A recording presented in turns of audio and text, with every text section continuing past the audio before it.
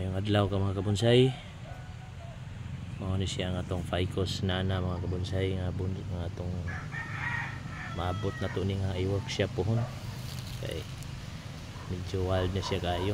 Update na niya tani mga kabonsay no ug atuan na ning mga workshop kay kita ninyo nga kuan nga yung punuan medyo dako-dako na, so kana siyang lapok mga kabonsay siyahan ang kaang.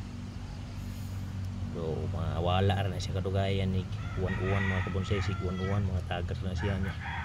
Makita na yung mga gamot, so may magawas niya mga gamot mga kabonsay. Kita naman siya yung mga gamot na nangatay na sa bato na.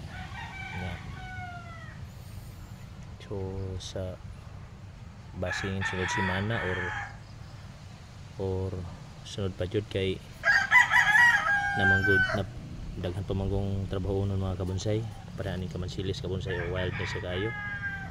So kinahanglan na po din natong workshop, pili lang po ani kasi akong unahon mga kabonsay kay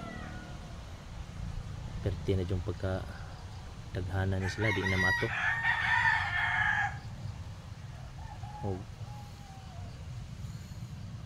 Maura to mga kabonsay,